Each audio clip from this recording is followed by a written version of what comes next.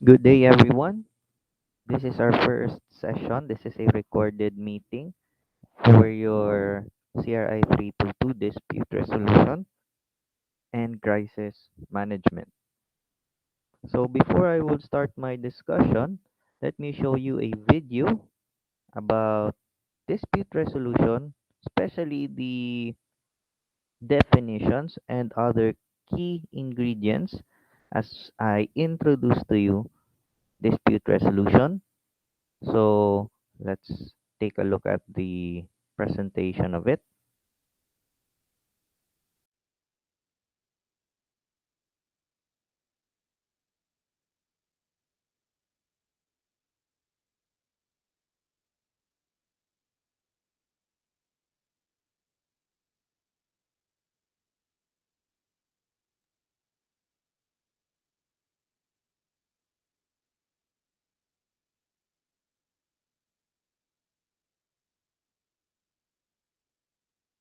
Alternative dispute resolution refers to an array of methods for resolving legal disputes without resorting to the court system. ADR plays a pivotal role in the American legal process, but is often overshadowed by Hollywood's glamorous portrayal of jury trials. One might imagine that all legal disputes are battled out in large courtrooms filled with jurors and spectators. In reality, about 5% of civil cases ever make it to trial. In some states, that number has reached as low as 0.2%. The same is true of criminal cases, with only 10% reaching trial. The other 90 to 99.8% of legal disputes are resolved through some form of ADR. ADR methods have gained substantial traction over the last 30 years. They are increasingly popular with clients, attorneys, and judges alike. There are four primary reasons for this rise in popularity. First, ADR increases court efficiency. The general public has never been more litigious. Court dockets are bursting at their seams, and there are only so many judges available to handle the ever increasing caseload. As a result, many judges now issue court orders requiring the parties to engage in some form of alternative dispute resolution before allowing a case to proceed to trial.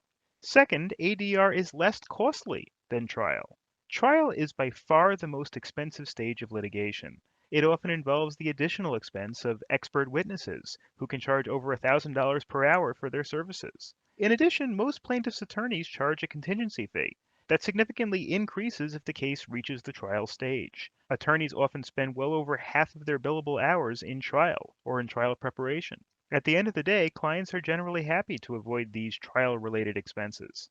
Third, ADR is less risky than trial. At trial, a judge or jury decides the case, which may lead to unintended outcomes. Jury trials, in particular, are known to be a bit of a coin toss, sometimes literally. In Kentucky, a man was convicted of murder when the jury flipped a coin after reaching a stalemate in deliberations. Of course, when the judge discovered the true nature of the conviction, he ordered a new trial. Still, the point is well taken. Trial offers no guarantee of a fair or favorable decision. Most forms of ADR reduce the amount of risk the parties undertake by leaving the outcome entirely in their hands. Finally, ADR proceedings are private. Court records and proceedings, on the other hand, are open to the public. And by virtue of their adversarial nature, litigation tends to flush out cherished secrets or embarrassing facts and allegations. Unfortunately for the parties, the media can salivate over such newsworthy information, which usually ends up making headlines. Parties engage in ADR in order to keep their reputations or trade secrets intact while they work towards a resolution. ADR methods typically take one of three forms: direct negotiation, mediation, or arbitration. These methods differ in the degree to which they involve third parties. Deciding which form is most appropriate depends largely on how well the parties get along. Direct negotiation is generally defined as two or more disputing parties meeting together in good faith to identify and discuss the issues at hand, present facts and supporting data, arrive at mutual solutions, and abide by the outcome. As this definition suggests, negotiation covers a broad spectrum of avenues parties might take to reach a resolution. The setting can be formal or as informal as the parties want. Direct negotiation is distinguishable from the other two forms of ADR in that it doesn't involve a third party. Rather, here, the disputing parties work together directly to reach an understanding. As negotiation requires the parties to work together, it's best suited for disputes between parties who tend to get along, or are at least willing to cooperate. Negotiation occurs in criminal cases in the form of plea bargaining, in which the defendants agree to plead guilty in return for the dismissal of additional charges, or for the prosecutor's recommendation for a reduced sentence. In contrast, both mediation and arbitration involve a neutral third party, who is someone who has no stake in the outcome, and occur primarily in civil cases. Mediation is essentially negotiation that is facilitated by a middleman, known as a mediator. Mediators are usually legal professionals, either attorneys or judges, who understand how the law relates to the facts of the case. Mediator provides a fresh pair of eyes and helps the parties understand the strengths and weaknesses of their positions. The mediator is simply a facilitator, a conduit for negotiations. She does not decide facts or make any legal rulings. As a result, the parties are not legally bound by the outcome. Still, successful mediation usually concludes with the parties signing a settlement agreement, binding them to their agreed upon terms. Mediation is particularly helpful when the case involves complicated issues, when the parties cannot agree on certain facts, or when the parties' own negotiations have broken down. The courts favor mediation and often require parties to engage in mediation before trial. Arbitration is the most structured of the ADR methods. In arbitration, the neutral third party, the arbitrator, conducts formal hearings, makes findings of fact, and renders a final decision in the matter. Unlike in mediation, Okay, so let me just end the introduction to that. So, those are just some of the topics that we will be expounding more during the course of this session. And of course, throughout the coverage for your first exam.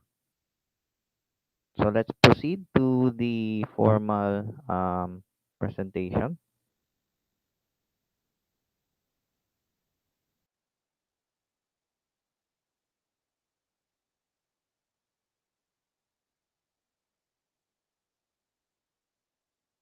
Okay, so dispute resolution, that is the first part of this subject.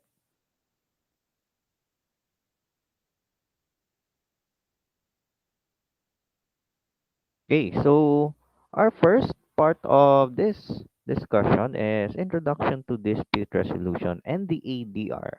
So, what is ADR? It refers to alternative dispute resolution. It is a system in which it is adopted by countries such as the Philippines in order to have a better dispute resolution outside court litigation, or as mentioned by the video previously, a somewhat cost effective and of course a much easier system in resolution of disputes. Okay, so we will tackle about the coverage, the basic concepts, the objectives, those supporting theories, and of course, understanding conflict and conflict resolution strategies. So, our objectives first is to describe the basic concepts in the topic of conflict, conflict resolution, and somehow the alternative dispute resolution system, which is in the Philippines also, yung ADR na batas. Next is identify and describe the concept of conflict and its theories. As we all know, conflict itself is a common word, but let's dig deeper on the supporting methodology, the supporting theories with regards to conflict and conflict management. Next is discuss the different conflict resolution strategies. There are different strategies and methods in resolution of conflicts. So we will try to discuss those different strategies. And lastly, identify the significant features of the ADR system or alternative dispute resolution system in our country.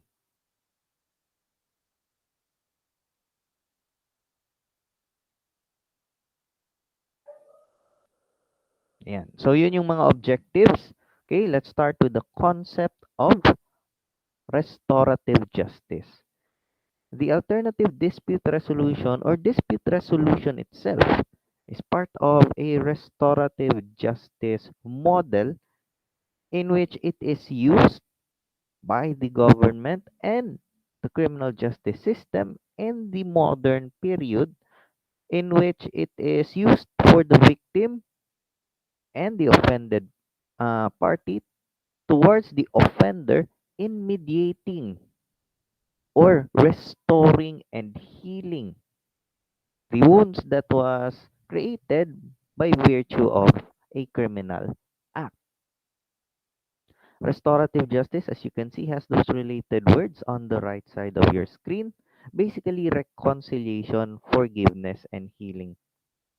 To restore the understanding of the legal system, to restore the faith in our justice system, to reconciliate with the parties that are involved, and of course, to take responsibility of whatever actions and decisions made after the mediation or dispute resolution processes.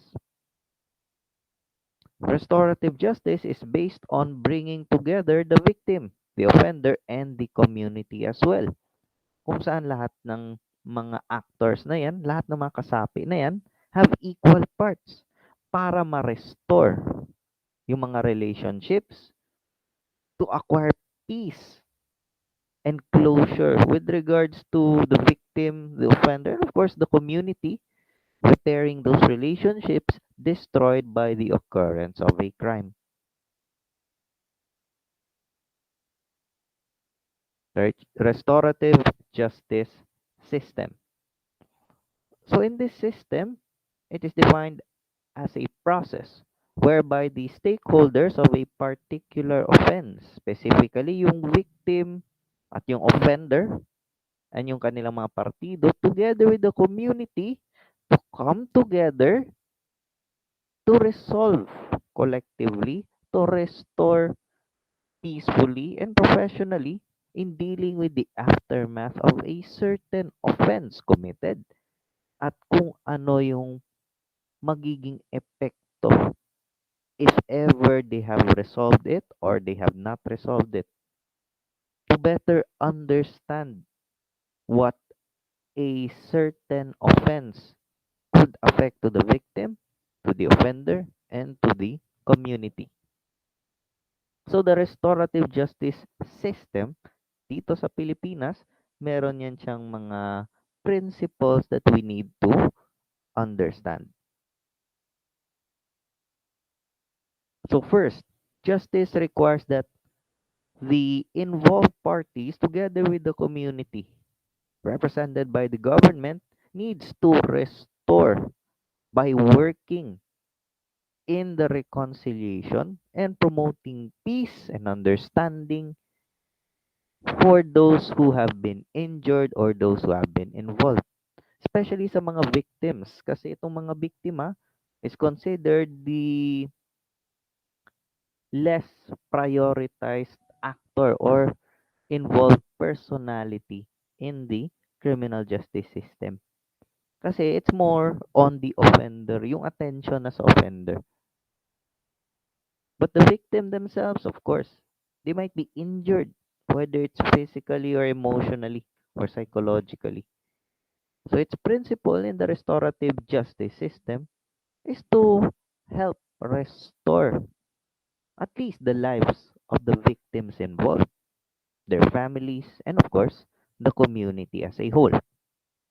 Next, it is also inclined or directly participating those actors, those directly involved and affected by the crime that has occurred, they would have the opportunity to participate in the resolution of the offense, the resolution of whatever questions or whatever issues they had with the offender, and of course to be able to participate to those and understand those processes set by the justice system and, of course, the government in order for them to obtain the right justice that they should have.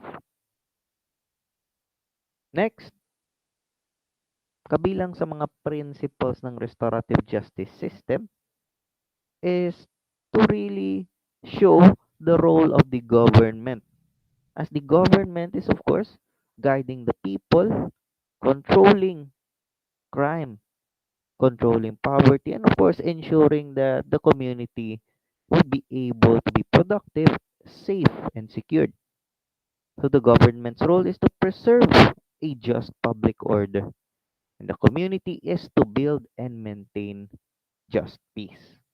Ibig sabihin, kailangan ng gobyerno na mapanatili talaga ang kapayapaan, at the same time, yung mga tao sa komunidad will be able to go on with their daily lives with the help of the government.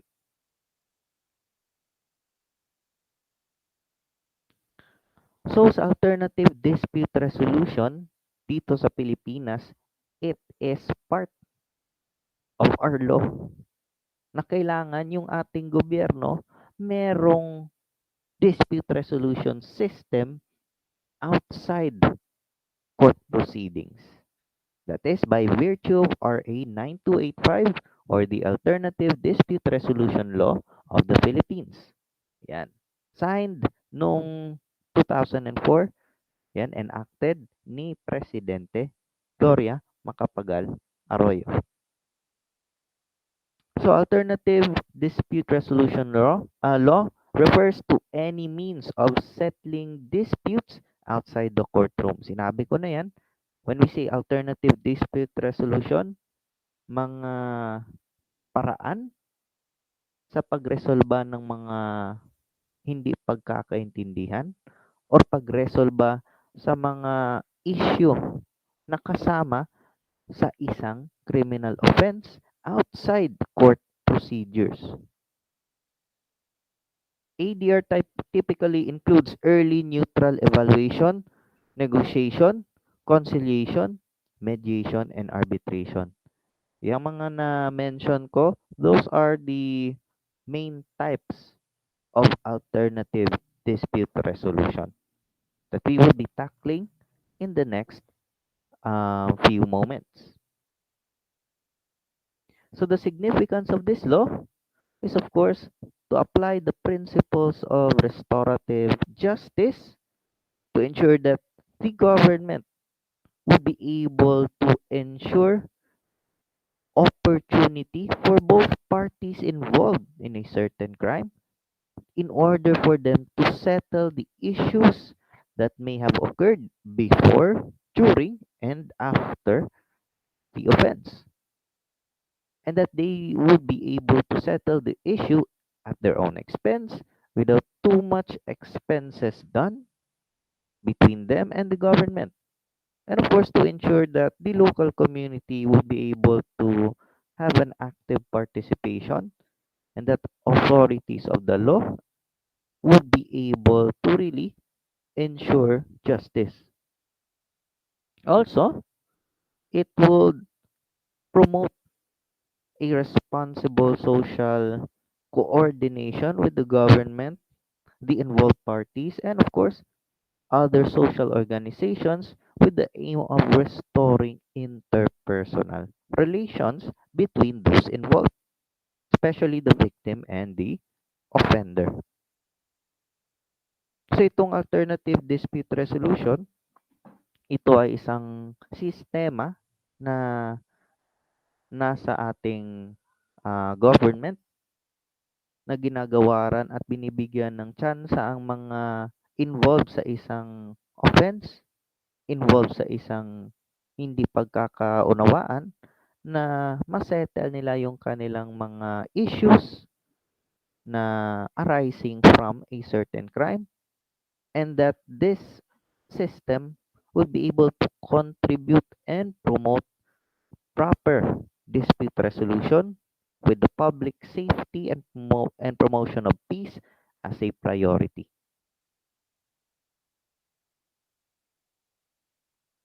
So here are the mechanisms for an effective settlement of disputes. Kanina sa video, meron ng mga explanations yan with regards to these three. Okay? So let's start with mediation. So dito sa mediation, it is an informal alternative to litigation or yung court litigation, yung court proceedings po yan. An informal alternative to court litigation and a significant method for resolving disputes between those involved. For example, yung mga nag-i-invest sa company or sa isang organization at yung mga stockbrokers na mismong mga members or mga officials ng isang organization. Yan. So that is for mediation.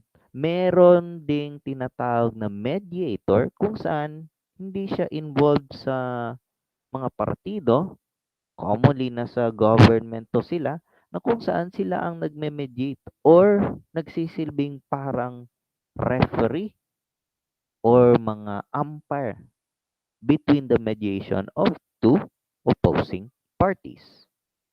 Okay?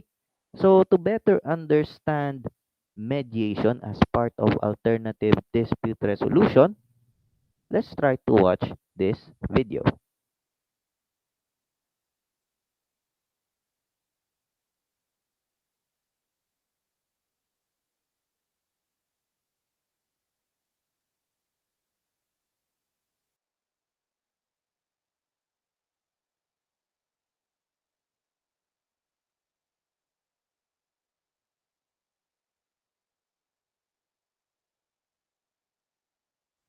In a dispute, parties may be unable to resolve their outstanding issues because of their inability to find common ground. Litigation can be competitive and turn into a zero-sum game, where one group benefits and another doesn't. Lawsuits may not be the best manners in which to resolve disputes. Our legal system provides other methods of dispute resolution, including negotiation, mediation, and arbitration, that can all be done by the parties themselves or under court supervision. This presentation will focus on the mediation method of dispute resolution. Mediation is negotiation facilitated by a neutral third party, called the mediator, who does not have a stake in the outcome of a dispute. Instead, the mediator helps the parties find common ground and assists with drafting a settlement agreement. Mediation is a key part of the civil litigation system in both state and federal courts, and is an integral dispute resolution tool for disputes involving federal agencies. The most common disputes that lead to mediation are those involving contracts, family law matters, and personal injury or employment disagreements. In a survey of U.S. business leaders, many recognized mediation's advantages and preferred mediations in commercial transaction disagreements, even over other alternative dispute resolution methods. Specifically, the executives surveyed in the study believed that mediation preserves commercial relationships better than arbitration, and that mediation was superior to arbitration in saving time and money. Mediation can be an informal meeting that only lasts a couple hours, or can be a scheduled settlement conference that lasts an entire day. This meeting can be held at a neutral location, such as the mediator's office. Mediation is voluntary to both parties and is non-binding, meaning that the mediator cannot force either party to follow a certain course of action, or do something that either refuses to do. This distinguishes mediation from an arbitration, where the arbitrator, like a judge, can hand down a decision that binds the parties to follow a course of action. Because mediators have no decision-making authority and cannot impose a decision, there are no legal requirements on who can serve as mediators.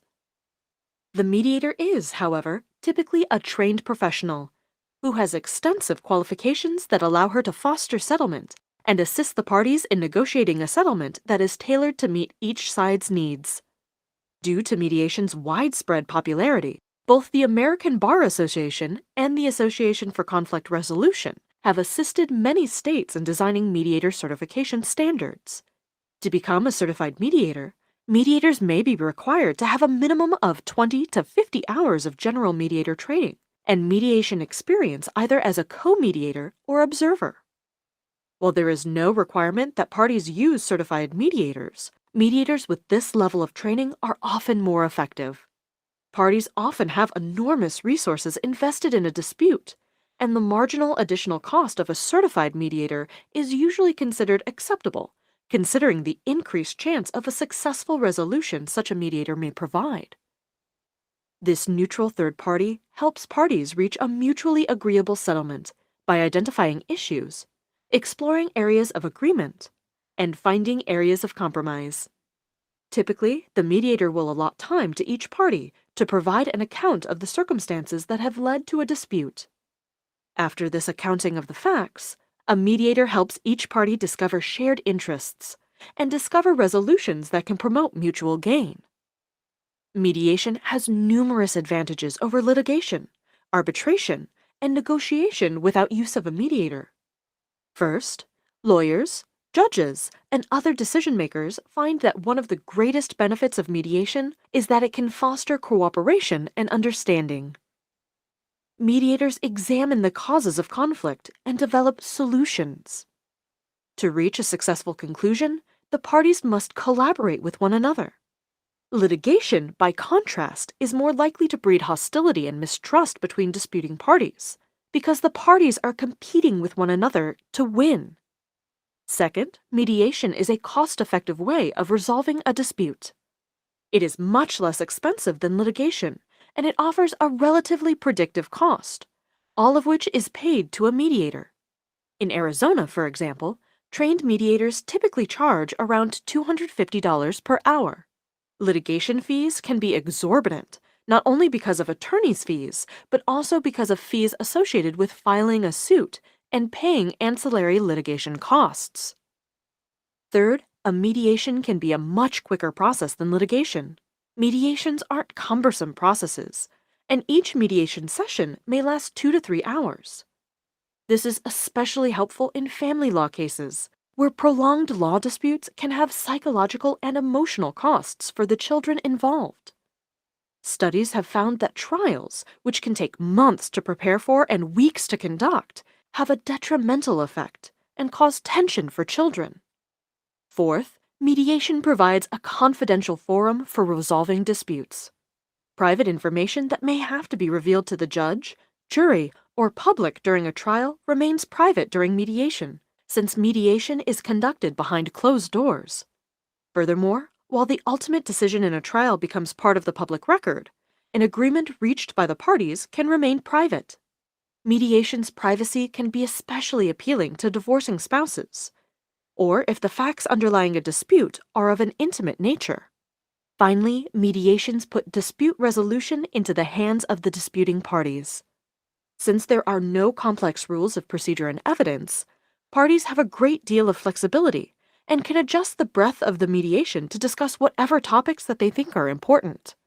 Mediations, though with many benefits, are not always the best way to resolve a disagreement, because parties sometimes need a legally binding outcome that will create obligations to solve their problems.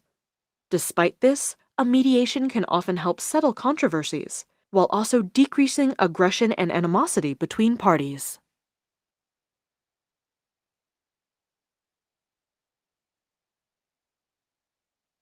Okay, let's stop that presentation. Ayan, so I think you have a better understanding of mediation. Ayan, involving ang isang mediator. Yan. Kung dito sa Pilipinas na setting that is commonly found in family courts or yung mga korte or mga branch sa korte na kung saan tinatakal nila is yung mga family disputes.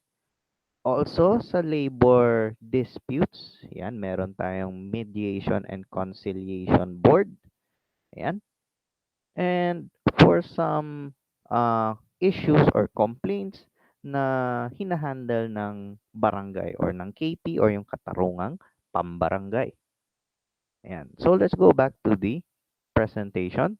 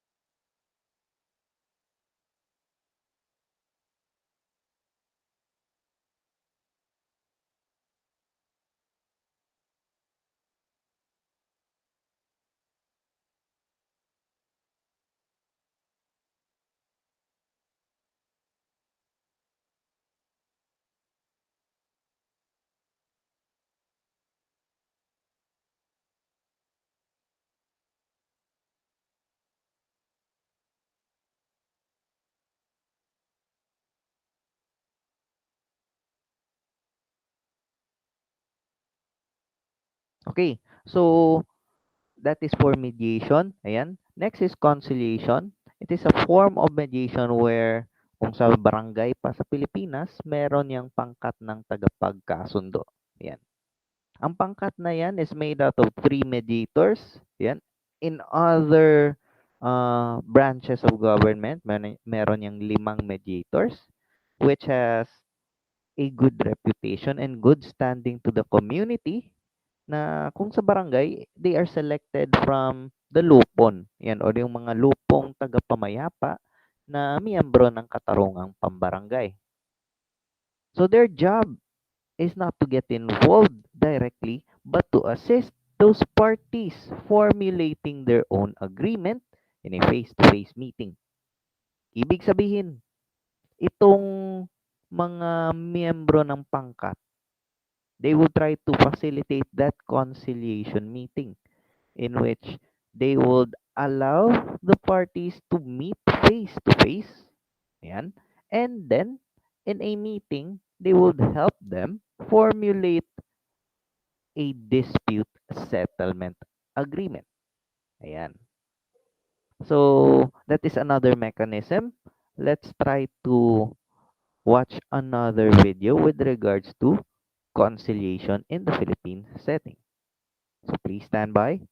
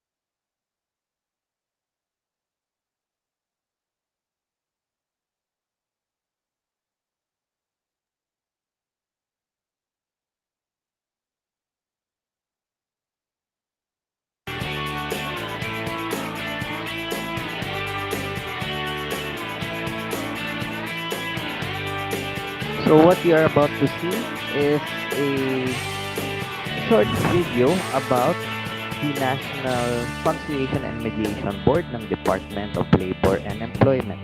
Approve na hapon po sa inyong lahat mga kaibigan. Ako si Elaine Fuentes at inaanyayahan ko po kayong samahan nyo kaming muli at tulungan kayo. Sama-sama nating tuklasin ang mga pamamaraan tungo sa mga palatuntunan, proyekto, programa ng gobyerno at ng mga pribadong ahensya na sadyang ginawa po naman para sa ating kapakinabangan. Ibahagi ang inyong reaksyon at suhestyon sa ating email at fanpage na naka-flash ngayon sa inyong mga screen. Makilahok na Mahalaga ang trabaho sa panahon ngayon at isa ito sa mga pinahahalagahan ng bawat isa sa atin. Ngunit hindi sa lahat ng pagkakataon ay nagkakasundo ang bawat kawani sa ilalim ng iisang kumpanya. Kaya naman narito ang National Conciliation and Mediation Board sa ilalim ng Department of Labor and Employment na handang tumulong sa anumang sektarya upang mapanatili ang kaayusan at kapayapaan sa loob nito. Ang National Conciliation and Mediation Board ay naitatag noong January 1988 sa ilalim ng Executive Order No. 156. Ilan sa programa at serbisyo nito ay ang Conciliation Mediation Program, Grievance Settlement and Voluntary Arbitration at Workplace Relations and Enhancement Program. Ang Conciliation Mediation Program ay nagbibigay tulong sa paghahanda at pamamalakad ng kontrata sa pagitan ng may-ari ng kumpanya at mga kawani nito. Hindi lamang yan, ito din ay nagbibigay training kung papaano magkakaroon ng epektibong negosasyon at iba pa. Samantalang Grievance Settlement and Voluntary Arbitration ay nagbibigay ng mga pagsasanay kung paano maging mahusay sa pamamahala ng problemang pinapasan at iba pang serbisyo na may kinalaman sa pamamagitan at pagsasaayos ng sigalot ng magkaibang panig. Isa rin sa programa nila ay ang Workplace Relations and Enhancement na dating Labor Management Cooperation Program, kung saan pinapatibay at pinapanatili ang magandang samahan sa pagitan ng may-ari at kawani. Meron din silang tinatawag na sagip o Strategic Action Group for Industrial Peace at FLAVAS o Free Legal Aid and Voluntary Arbitration Services. Matatagpuan sa loob ng kanilang opisina ang iba't ibang divisions na makakatulong sa problema at hinaing ng mga kawani ng kumpanya, gaya ng Research and Information Division, Administrative Division at Financial and Management Division. Ako si Jinky Per Lustica at approve sa amin ang ahensyang ito. Kagaya Okay, let's stop that presentation.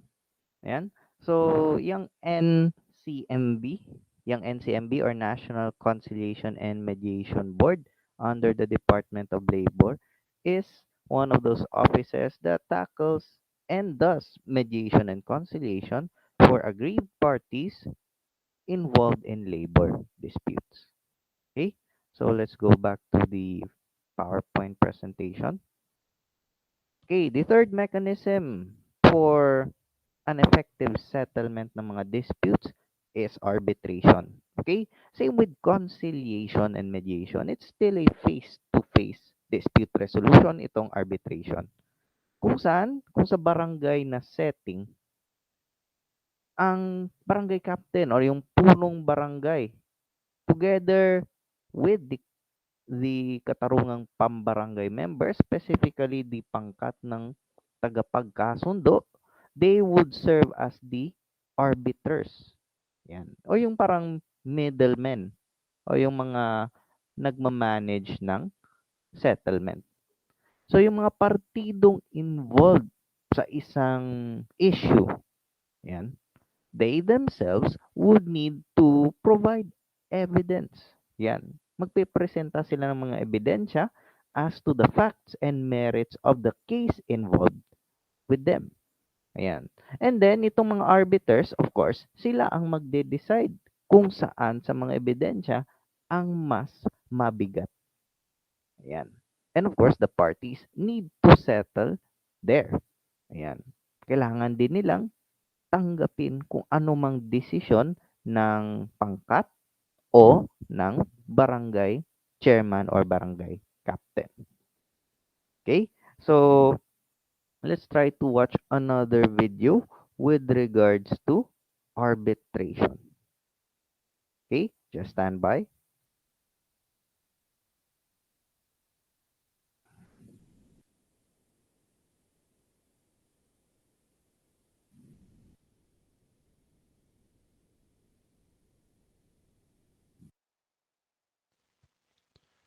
Arbitration, much like mediation or negotiation, is a method of alternative dispute resolution, which goes by the acronym ADR. ADR methods represent alternatives to traditional litigation. Thus, instead of a case being tried in state or federal court, parties agree to have it arbitrated. To better understand how arbitration works, we need to compare arbitration to litigation and the other ADR methods. First, we'll begin with a negotiation. A negotiation is generally informal and involves a series of offers and counteroffers between the parties until they reach an agreement to resolve their dispute. It is by definition a voluntary process, and it may or may not ultimately resolve the dispute. A mediation is typically a voluntary process, though it can be required by a court. In a mediation, a third person, referred to as the mediator, tries to assist the parties in resolving their dispute. Oftentimes, a trial court judge will even order the parties to undertake mediation. The mediator's role is to help the parties reach an agreement and thus to resolve the case. The mediator can suggest the terms under which the parties should settle the case. However, the mediator lacks the authority to require the parties to settle their dispute or to dictate terms. Litigation is a lawsuit, which could result in the case being settled by motion or by trial, with or without a jury. The United States Constitution guarantees a right to trial by jury in many civil cases at the demand of either party. Should a jury make a bad decision, the trial court judge has an obligation to correct the jury's verdict. This could result in the jury's verdict being dismissed, reduced, or even increased. If the trial court judge fails to correctly apply the law, an appeal can be filed. Now we'll approach arbitration, which is an alternative to these three methods of settling a dispute. Unlike mediations or negotiations, arbitrations are binding on the parties. They are binding in at least two ways. First, the arbitrator's ruling resolves the dispute, even if one or both parties do not agree with it. Second, an arbitrator's ruling will likely prevent any meaningful appeal or modification by a trial or appellate court. Arbitrations can run the whole gamut of dispute resolution. For example, they can resolve disputes between two large sophisticated businesses, two or more insurance companies, a dispute between a large corporation and a consumer, and even disputes between two or more individuals. Under federal law, arbitration is both permitted and even encouraged, as evidenced by the Federal Arbitration Act. Under this law, disputing parties agree to waive their rights to a trial. This is commonly done before the parties even realize that there is a dispute. Okay? So, arbitration, yan. Kagaya yung na-mention ko kanina. Sa arbitration, it's still the same, a face-to-face settlement. Ayan. So, next, dahil na-explain na yung arbitration, somehow, we'll try to dig deeper kung ano ba yung conflict. What is conflict? What's the background of conflict itself? Okay? So, I'll share to you a presentation. Ayan. The concept of conflict. Okay. So, a conflict is a struggle between people, between one party and another party. Ayan. So, itong word na conflict originated from the Latin word confingere, which means to come together for a battle. Ayan. So, ibig sabihin, ng conflict involves one party having a conflicting or having a different idea towards another party. Yan. So, at least may dalawang partidong involved. So, the conflict in general could be within ourselves, against other people, groups against another groups, people against groups. Yan. Could be against one or against multiple groups or persons. Yan. They can involve several people or groups with, of course, different ideas.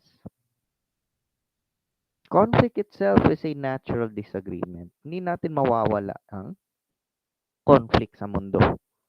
Ayan. It exists when they have incompatible goals or one or more believe that the behavior of the other prevents the others from their own achievement. Diba? Kanang magkalalis mo, it's natural. Yan. It's one thing that the earth, of course, makes it interesting. There will always be conflict. Yan. But if we could settle it in a proper and peaceful way, of course, it's a better perspective. Yan. So yan po yung origin ng word. And of course, a much more better understanding of conflict. Yan. So,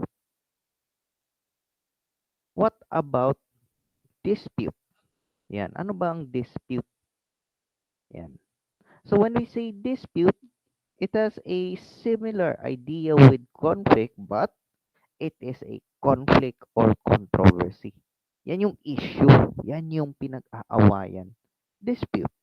For example, yung dispute or yung sigalot sa South China Sea slash West Philippine Sea. 'Di ba? Maraming bansa ang nagkakaroon ng conflict between kung ilan ba yung kanilang mga teritoryo doon. Yan. So, dispute, it is commonly a conflict of claims or rights. An assertion of a right or claim. Yan. Kung meron silang karapatan na kunin ng isang bagay, of course, if another party also has the same, then it could be a dispute. Nagdedemanda ang isang side, nagdedemanda rin ang iba. That's a dispute. And those claims are contrary or magkaiba sa bawat isa. Ayan. So that is dispute. So for example, itong nakikita ninyong image. Yan. Ang Santo Papa, yan, humahalik sa rebulto. Yan. So, is it a conflict or not? Is it against the ideas or principles of the church or not? Some people would think, of course, may halong ibang intention o may halong ibang meaning yung imaheng yan. Some others would not consider it the same with other people. Of course, that would arise a conflict, 'di ba? Ang iba't ibang tao may iba't ibang interpretation. A picture speaks a thousand or even a million words. What about that? Yan. Mga miyembro ng INC na nasa Philippine Arena. Ayan. I know there will be some of you who will be members. Meron din sa inyong hindi miyembro ng INC. Yan. But in general, sa religion, yan. Ang Christianity may iba't ibang sekta, may iba't ibang mga leaders na tinitingala. Same goes with other religions. Meron din silang mga beliefs na hindi magkapareho at meron din kapareho sa ibang mga sekta. Yan. Does it create a conflict or not? Yes, there are some who would see it as a conflict. Maybe conflict of interest or conflict of beliefs. Yan. Ang pagpirma noon ng framework ng Bangsamoro. Yan. But of course, we all know what happened after that. Nagkaroon ng Mama Sapano encounter. But for other people, yan, between those na kinoconsider yung Dilawan at those na kinoconsider nila ngayon na DDS, yung mga diehard Duterte supporters. Is it a conflict? Is it a dispute? Or not? Ayan. So there are very much different interpretations to pictures, different understanding to them. Okay? So let's go to the concept of conflict theories and its types. Okay? So conflict theories, of course, anchored on conflict. Yan. Nandyan na yan sa inyong CRI 111, parte na yan. Mga different conflict theories or even conflict theory yung main. Okay? So conflict theories are perspectives in sociology and of course in criminology that emphasize a materialist interpretation of history, dialectical method of analysis, a critical stance toward existing social arrangements, and political program of revolution or reform. Ayan. Kumbaga, itong mga theories na ito, they are not yet fully proven, kasi theory pa lang sila, but it denotes a conflict or hindi pagkakaintindihan ng isang perspective towards another perspective or group. So these theories draw attention to power differentials. 'Di ba? Yung sinasabi nilang mahirap versus mayaman, itim versus puti, yan, babae against lalaki. Those people who advocate those or those who support them, as what you can see from the types on the right side, those are examples of conflict theories. May iba dyan such as the critical race theory na ngayon ay prevalent sa bansang Amerika. Kung saan they think that the whites are taking advantage and abusing the blacks or yung mga itim na mga Amerikano, black Americans.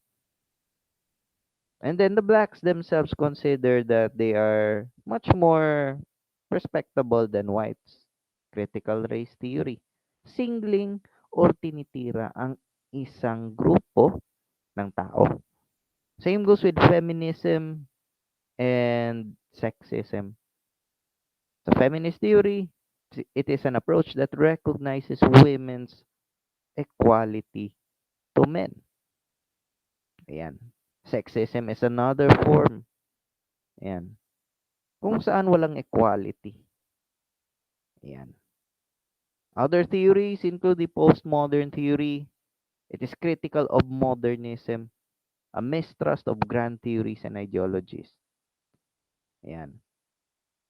But of course, it all originated on the conflict theory, yan, na advocated early on, yan, ni Karl Marx.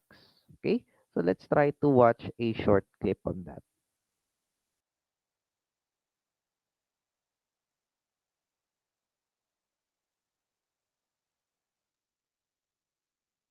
Hello there, fellow sociologists, and welcome to the Mr. Sin channel. In this video, we'll be looking at the conflict theory and how it views society. We'll also be exploring this conflict cycle that apparently we're all trapped in a never-ending occurrence of conflict solutions, controlling order, oppressed groups, and oppressed. My head is already spinning, but fear not, we'll figure all the answers out together.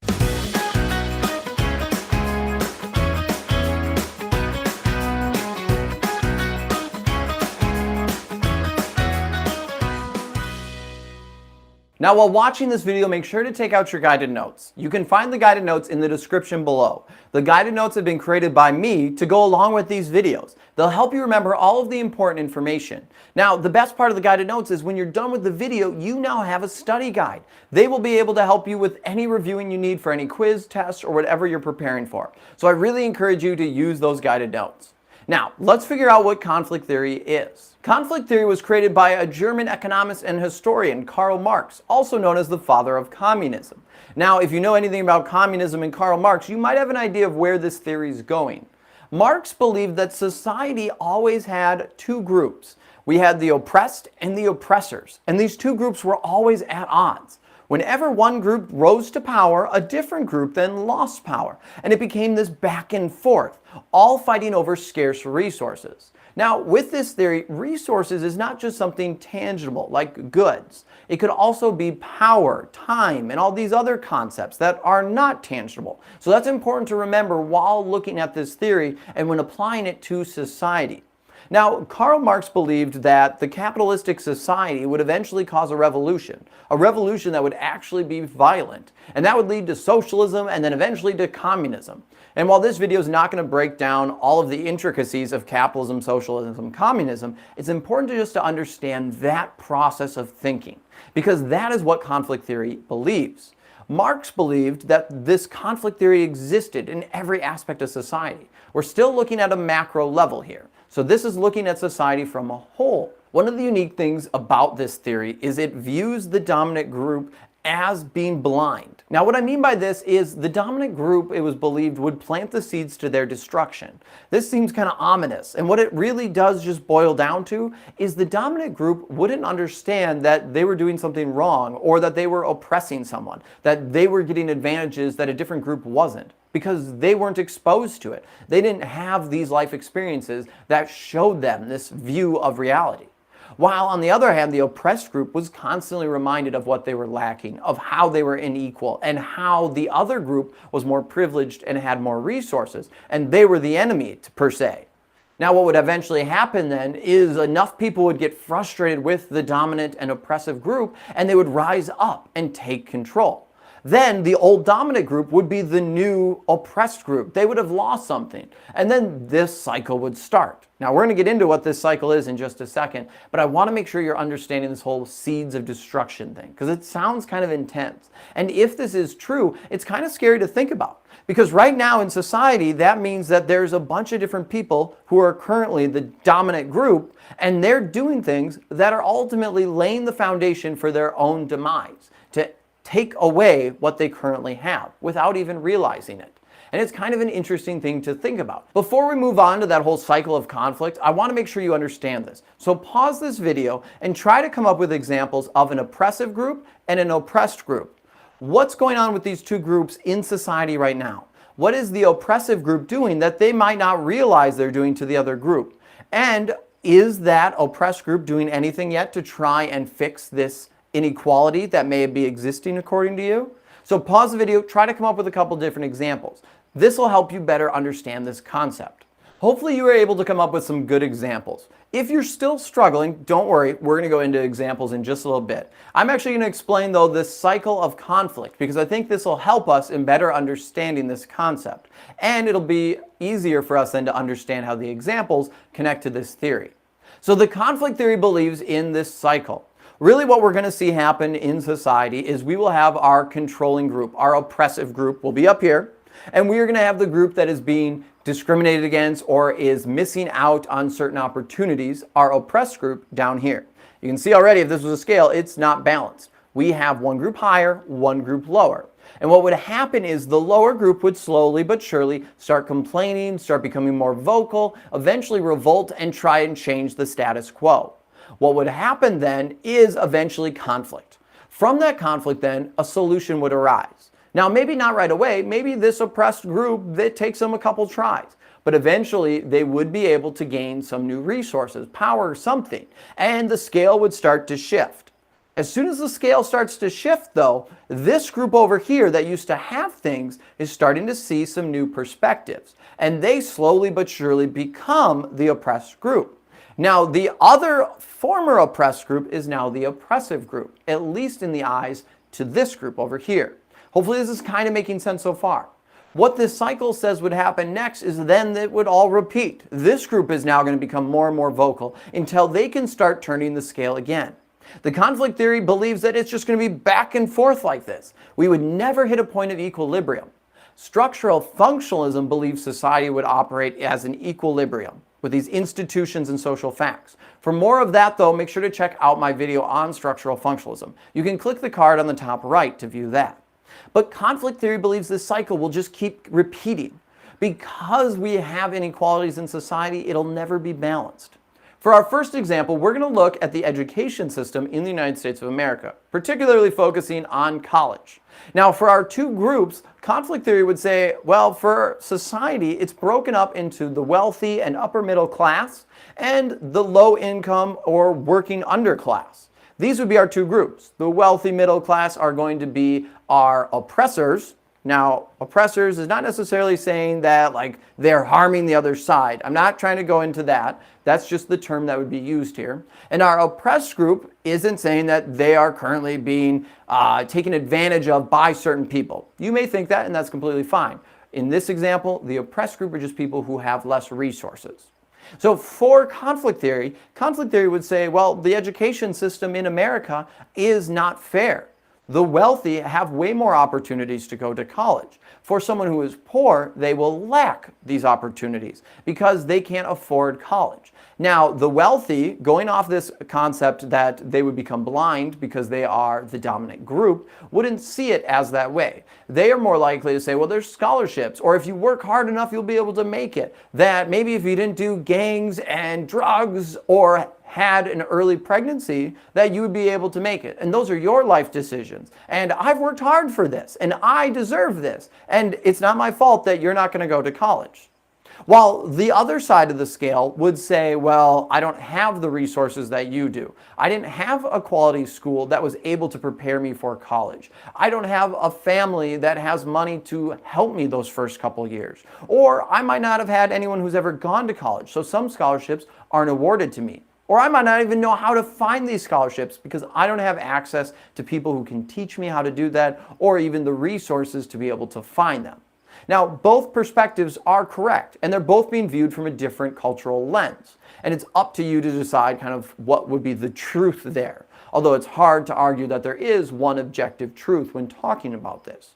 But conflict theory would look at that. And conflict theory would say that, hey, this explains why we're starting to see in society more and more people pushing for free college or significantly reduced college because they're becoming frustrated that certain opportunities in our society are not open to them because they believe that they have less and are not able to access college.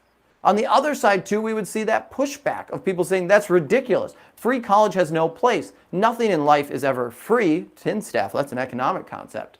But they would go reject that. And it's this back and forth. We have two very different ideologies coming from different cultural perspectives. And that would be an example of conflict theory.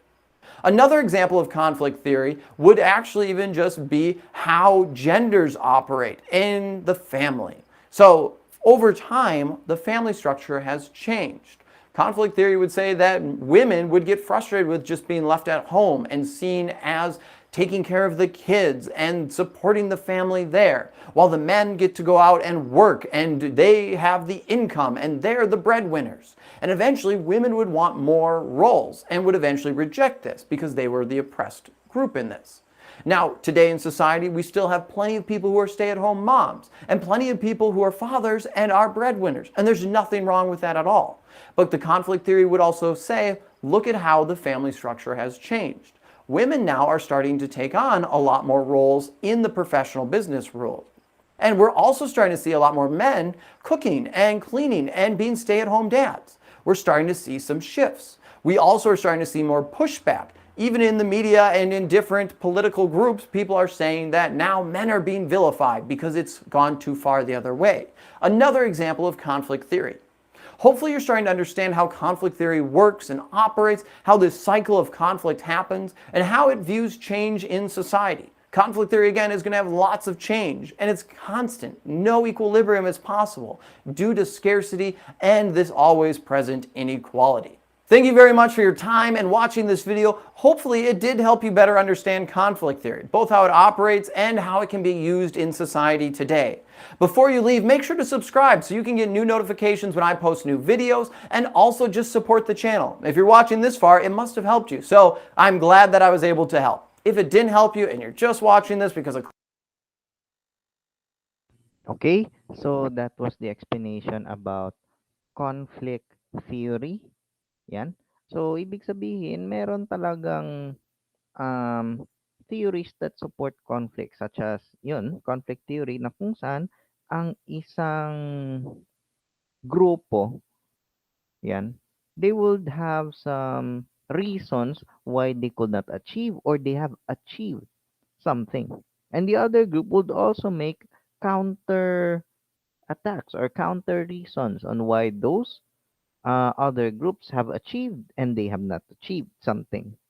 Yan. So nagkakaroon ng conflict, reasoning against one group from another.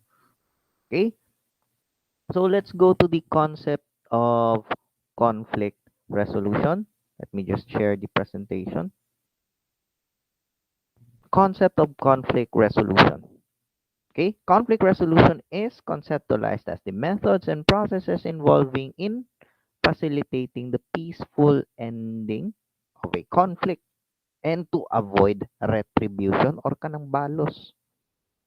Ang purpose sa conflict ay, of course, para hindi magkaroon ng violent altercation, violent resolution of issues, and of course, to make the parties understand the purpose of conflict resolution safely and kung ano ang pwede nilang gawin, and of course, to ensure that in the future, no other party will be able to harm each other again.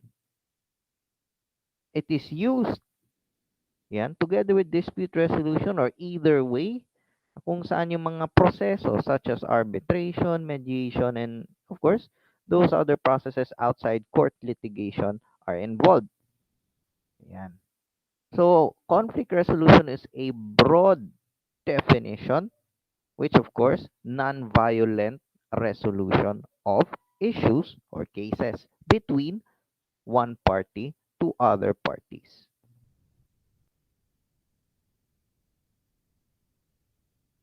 So, next, here are some conflict resolution strategies that you need to take note. Okay, first conflict resolution strategy is avoidance or avoiding. Yan. So, avoiding is done when people just ignore or withdraw from the conflict. Ayan. From the book 48 Laws of Power, ayan, hindi ibig sabihin iniiwasan mo wala kang laban.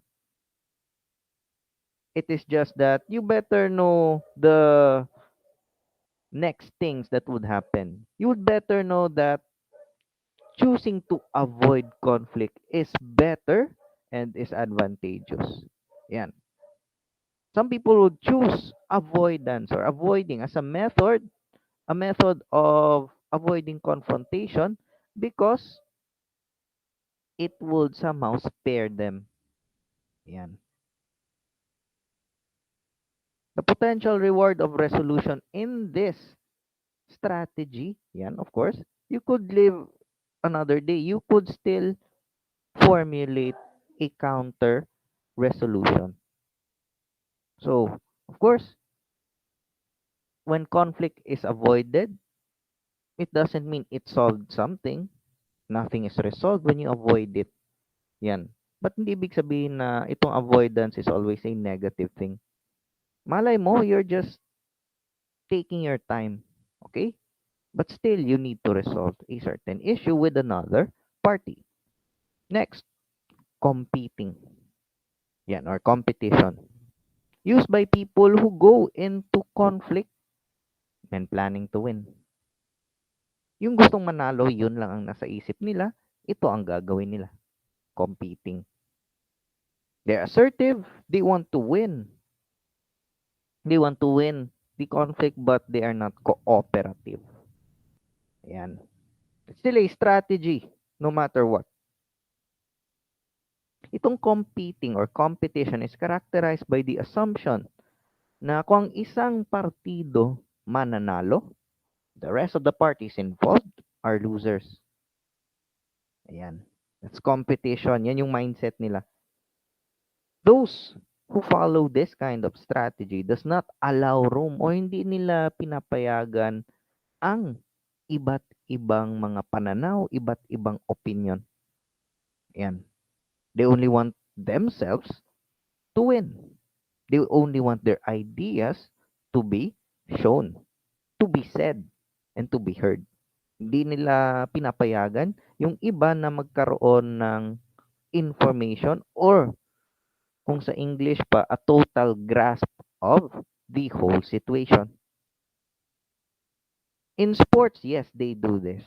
Basketball players, mga athletes, or even yung mga competitors in other sports, they use this in order to have an advantage to win.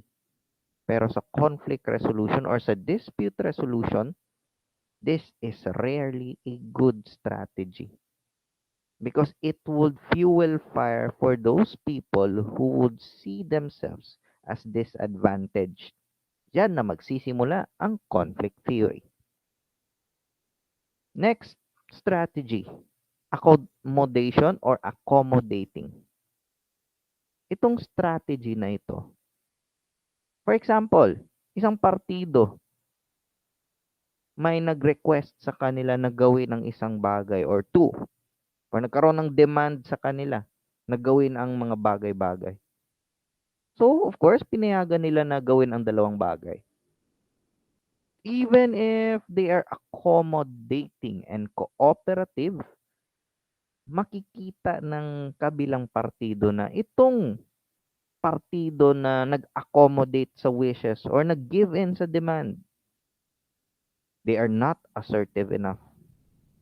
It might be gracious or very humane, makatao, na of course, you cooperated.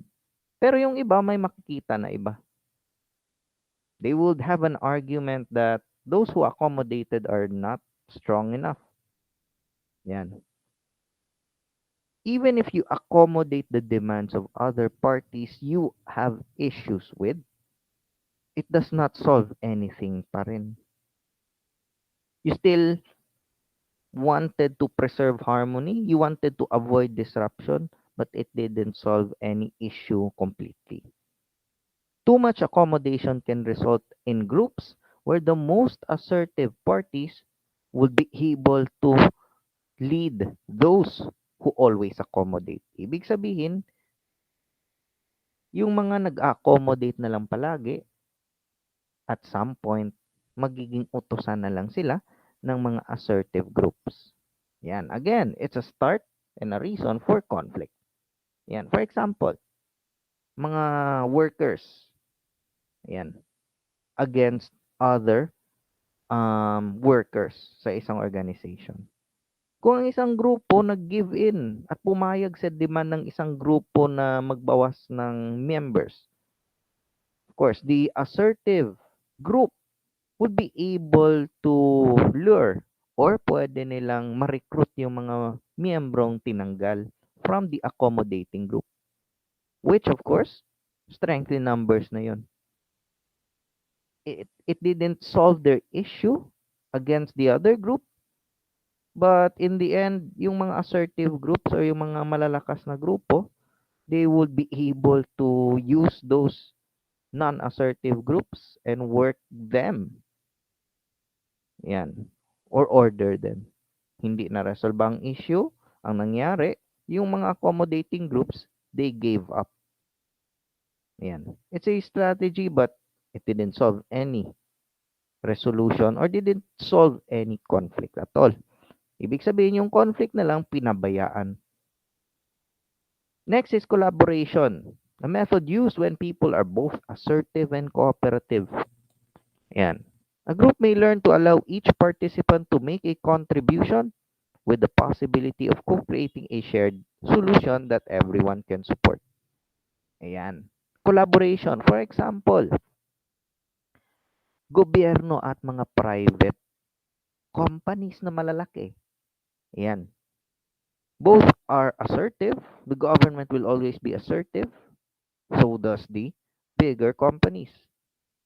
Like for example, yung mga tollway sa Luzon. North Luzon Expressway, South Luzon Expressway, and other expressways. They are considered public and private partnerships para hindi magkaroon ng away between the government and some companies. They would collaborate with a public-private partnership kung saan, yes, they are both aggressive pero nag-collaborate sila at nag-cooperate to create something beneficial for both of them, both the government and the private sector. Co-creating a shared solution na lahat ng tao sa publiko would be able to support. Yes, is this a good strategy? Yan. Pero kung gusto mo talagang assertive, then of course you cannot use this. But of course, collaboration is part of that win-win solution. Okay? Next, we also have the fifth strategy, compromising or pagkakaroon ng kompromiso. In this strategy, participants are partially assertive and cooperative. Yan. Ang konsepto dito is, for example, ikaw ay isang leader. Sabihin natin pinamumunuan mo ang isang syudad. You had problems with rebels. You also have problems with, of course, infrastructure o yung mga investors papasok ng syudad mo. You wanted those rebels or those criminals to really be controlled or be gone. Yan. Ibig sabihin sa pagkokompromiso, you really need to somewhat understand the issue, give up some to earn some. Yan. You give up a little bit so that you could take advantage of them, and at the same time, you could gain in another manner. The perception of compromising is, of course, looking at the best outcome. When working by compromise or splitting the difference, it could make you look fair, but of course, even if no one is particular happy with the final outcome, it would make it look fair. 'Di ba? For example, mga terorista, you wanted them out of your area, pero napakarami nila. Some leaders will just compromise. O sige, pwede kayong manatili sa area namin pero hindi kayo pwedeng bumaba sa bukid. That's a compromise. It might seem fair and would look fair, but not everybody is happy with the final outcome. May ibang okay lang, may ibang hindi. That is compromising. It's a very difficult strategy to perform. You have so many things to consider. Kaya sa conflict resolution, whether it is between the government towards workers, between the government at sa mga squatters or mga illegal settlers, there will be some instances na kung saan itong pagkokompromiso sa mga interes ng bawat partido kailangan mong pakinggan. And somehow, some of them, you need to give in or give up. Okay? So, on the next discussion, sa next po na discussion, we'll try to discuss more about conflict resolution, pati na rin yung batas dito sa Pilipinas about alternative dispute resolution. That is RA 9285. Yun. Okay? So, on the next session, we'll try to discuss the concept of alternative dispute resolution. Yan. Also, we'll try to discuss also yung PD 1508. Yan. PD 1508. Yan. Amicable settlement of dispute sa barangay level and amicable settling of disputes. Yan, or amicable settlement. We'll try to discuss that on the next session.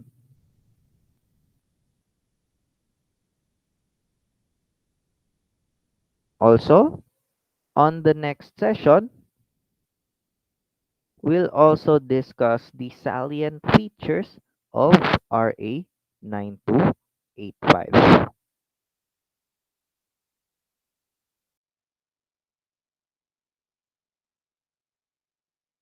Ayan, we'll try to discuss that on the next session and all other topics. Yan, based from your syllabus na posted sa LMS. Ayan. So we'll also try to discuss the Office of Alternative Dispute Resolution dito sa Pilipinas. Anong functions nila? Ano yung advisory council at role nyon?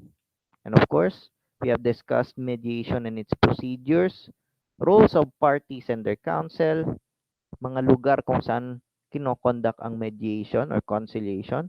Of course, confidentiality of information ng bawat partido na involved and how to assure them na yung kanilang mga impormasyon, especially for sensitive disputes, would be maintained only between the involved parties.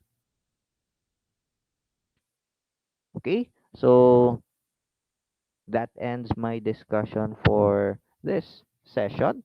Thank you for listening, and by the time you have seen this, this is already posted in your LMS dashboard. Once again, thank you. God bless. Stay safe. And that is all for me this time.